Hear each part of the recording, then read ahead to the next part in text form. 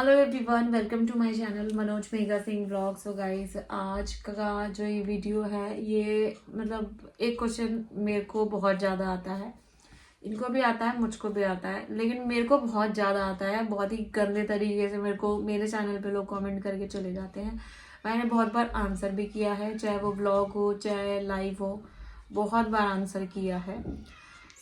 आज हमने सोचा कि चलो इस क्वेश्चन को लेकर हम बात करते हैं और लोगों की जो एक मन में चीज़ें हैं उसको क्लियर करते हैं। और ये वीडियो हमें पता है हमारे आसपास के लोग भी देखते हैं, जान पहचान वाले भी देखते हैं, तो उनको भी थोड़ा बहुत क्लियर हो जाएगा। वैसे तो सबको ही पता है जो भी चीज़ें हैं, कोई अब माने या ना माने, लेकिन सबको कहीं ना कहीं बहुत सारी चीज़ें पता है। और कुछ बोलते हैं सपोर्ट में और कुछ जो है नहीं बोलते, लेकिन सपोर्ट में रहते हैं हमेशा ही।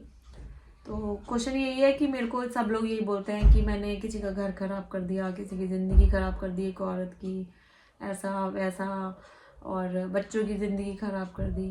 तो मैं बताता हूँ क्या होता है।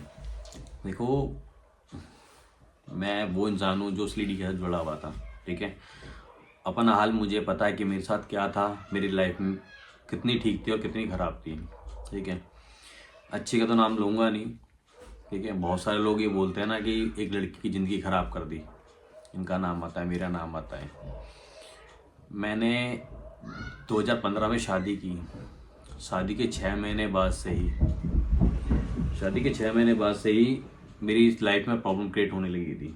ठीक है, सिर्फ टॉपिक क्या था कि अगर तुम फ़ोन दोगे तो मैं वहाँ आऊँगी। ठीक है, अगर फ़ोन नहीं दोगे तो मैं वहाँ नहीं आऊँगी। ठीक है, मैंने फिर भी बोला कि मैं अभी एंड्रॉयड फ़ोन अफोर्ड नहीं कर सकता हूँ, अगर चलाना है कीपैड वाला फ़ोन चला लो। उसने कहा नहीं, मुझे एंड्रॉयड फ़ोन ही चाहिए। चलो, वो अपने घर से ये एक बहुत ही बेसिक सी चीज़ें होती है, चलो करते हैं आजकल के, चाहे बच्चे हो छोटे छोटे, चाहे कोई भी हो। ये नहीं, ये ज़रूरत तो चलो सबको होती है, लेकिन पर उसका मिसयूज जो होता है ना, हाँ, वो उसका चीज़ गलत misuse होता है। ठीक है, पर क्या होता है जब किसी इंसान को किसी चीज़ की गलत रास्ते पे जाने की लत लग जाती है ना, तो वो उसी रास्ते पे चलना पसंद और करता है। मेन चीज पता है क्या, देखो, अब फोन होता तो चाहे आप कितने भी डिस्टेंस पे हो, रिलेशन चल जाता है। अगर फोन नहीं है तो फिर आपको वहीं पे रहना मजबूरी है, जहाँ पर आपका पार्टनर रह रहा है या जिससे आपको बात करनी है, तो आपको वहीं पे रहना ही पड़ता है, क्योंकि फोन नहीं है तो फिर कैसे कांटेक्ट होगा। तो फोन अगर इनके साथ रहना था, क्योंकि लॉन्ग डिस्टेंस हो जाता, तो फोन की ज़रूरत थी किसी और से बात करने के लिए, तो फोन की ज़रूरत। उसकी भी वजह मैं बताता हूँ, वो फ़ोन क्यों चाहिए था। क्योंकि जब मेरे को नहीं पता था इंस्टाग्राम क्या है, क्या चीज़ होती है। जब मैंने 2016 के बाद बता रहा हूँ, 2016 में मेरे घर पे अपने घर से फ़ोन लेकर एंड्रॉयड फ़ोन लेके आई थी, सैमसंग का ही। ठीक है, तो नॉर्मल कीपैड एंड्रॉयड फ़ोन चले थे, तो स्मार्टफोन इतने नहीं थे, एंड्रॉयड फ़ोन थे नॉर्मल। तो जैसे मेरे पिताजी का जो बेड दिखाई वहाँ बैठ के इंस्टाग्राम चला था। मुझे इंस्टाग्राम की एबीसीडी भी नहीं पता थी, इंस्टाग्राम होती क्या चीज़ है, क्या चीज़ होती है। जैसे बोलते हैं ना, अगर डबल क्लिक करते हो रेड हार्ट करके लाइक हो जाता है, तो इस तरह से ऐसा होता है। एक किसी बंदे से वो बात कर रही थी, मैंने उससे पूछा कि ये क्या है, बोली इंस्टाग्राम। मैंने इंस्टाग्राम का क्या मतलब होता है, कहती जैसे फेसबुक है, बता रही थी मेरे को जैसे फेसबुक होता है वैसे ही। तो मैंने कहा ये किससे बात कर रही है। उसने बाकायदा मेरे घर का प्रॉपर एड्रेस दे रखा था, प्रॉपर के मैं कहाँ रहती हूँ, कहाँ मेरी शादी हुई है, कहाँ मेरी ससुराल है, और बाकायदा एरिया का नाम, पूरा हाउस नंबर वगैरह सब दे रखा था। उसके बाद कॉन्टैक्ट नंबर शेयर हो रखा था। ठीक है, जब मैंने चैट खोल के देखी हूँ, तो 2016 में ये सारी चीज़ें हुई थी। मैंने फिर भी उसे मौका दिया सुधरने का, क्योंकि मैं इंसानियत जानता हूँ। ठीक है, जो चीज़ मैंने देखी है ना, मैं जानता हूँ उस चीज़ पे। और उसके बाद क्या होता है, जब इंसान को सुधरना होता है ना, तो पहली ठोकर खा के सुधर सकता है, पर जिसको नहीं सुधरना ना, वो 10 ठोकर भी खा लेगा ना तो सुधरेगा नहीं। दूसरी बात, 2017 में मेरे पे काउंसलिंग का लेटर आता है। ठीक है, 2017 में 7 फरवरी को मेरे को काउंसलिंग का लेटर आता है। तो 7 फरवरी के दिन उसकी मम्मी पापा की एनिवर्सरी होती थी। तो मैं अपने ऑफिस से गया, घर से कॉल आया मेरे पास कि ऐसे से, मेरे घर वालों को भी नहीं पता था कि वो नोटिस आया, कोर्ट से आया, उनको ये लगा कोर्ट से आया।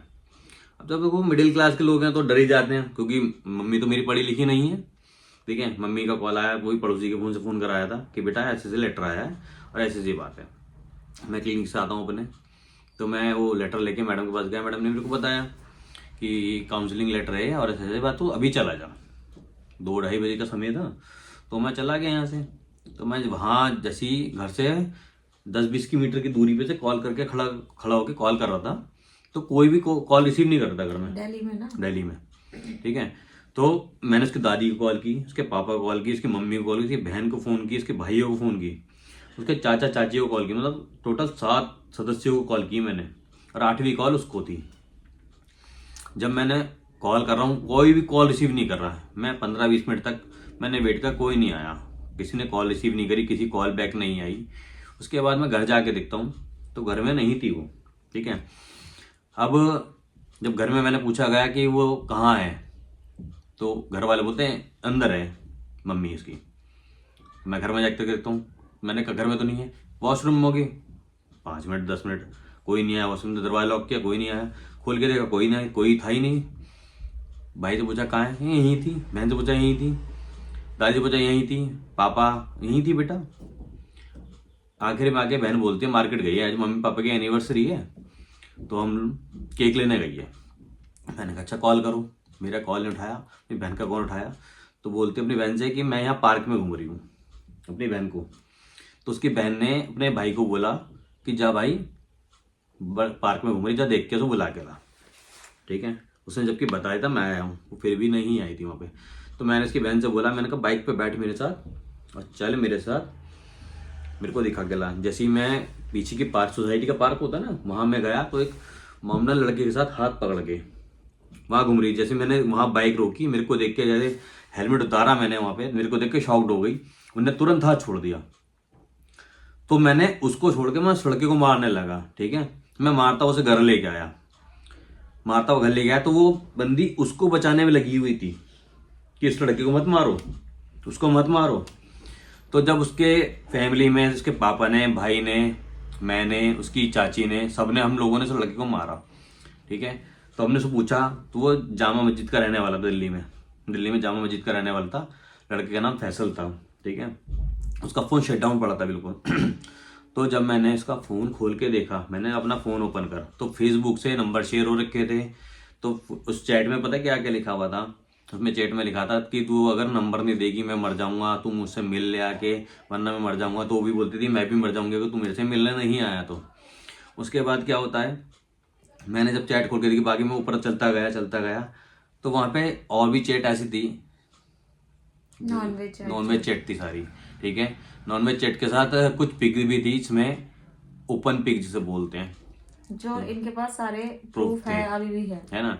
और उसके बाद मैंने उनको घर वालों को दिखाया, तो घर वाले शॉक्ड हो गए उसके कि ये चीज़ यहाँ काम चल रहा है यहाँ पे, ठीक है। तो मैं उस दिन बहुत परेशानी में था, तो मैं काउंसलिंग लेटर दिखा। मैंने कहा ये काउंसलिंग लेटर तुम मेरे खिलाफ भेज रहे हो, तुम लोग, तुम्हारी लड़की ये काम कर रही है। तो उन्होंने बोला भैया, कि दादी ने, जबकि जो इस दुनिया में नहीं है इस टाइम, उन्होंने बोला भैया क्या कर सकते हैं, हमारी गलती है। उन्होंने फिर भी माफ़ी मांगी बड़े होने के नाते, पर जिसको माफ़ी मांगी थी उसने माफ़ी आज तक नहीं मांगी थी।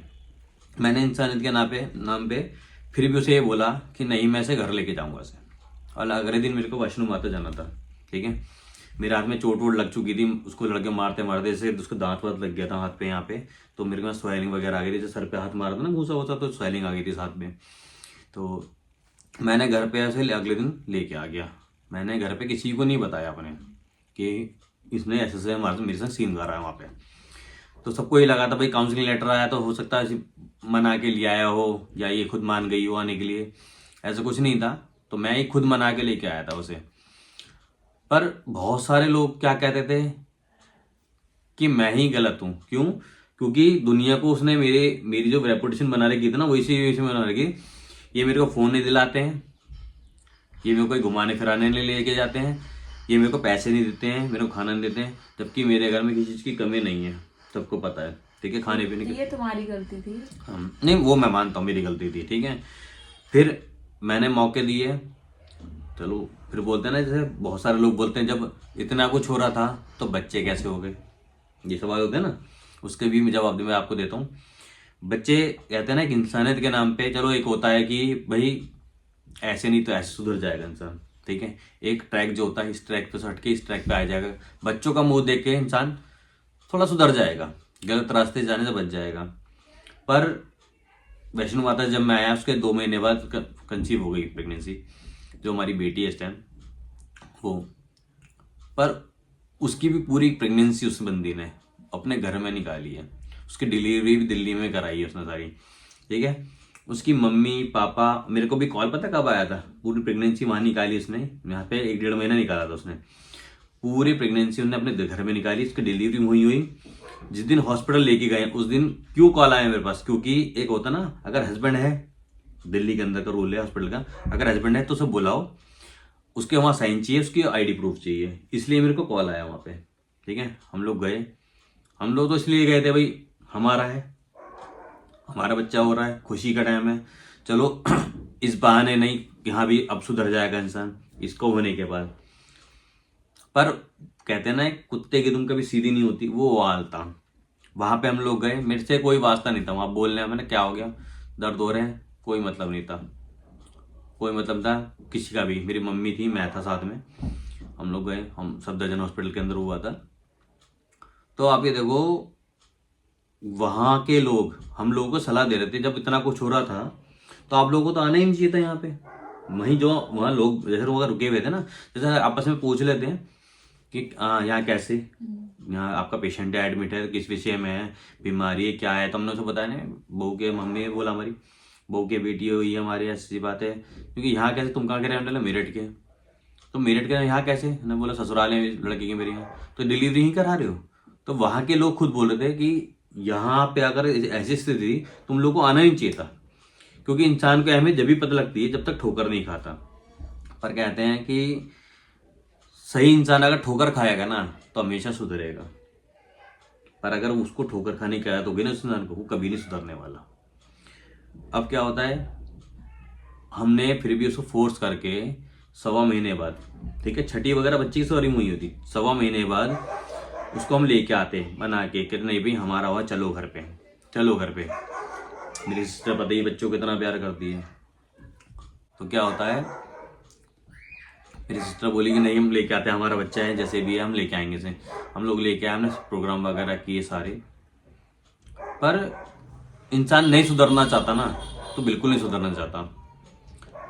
जब वो अपने घर गई दोबारा से 2017 की में ही दोबारा अपने घर जाने के बाद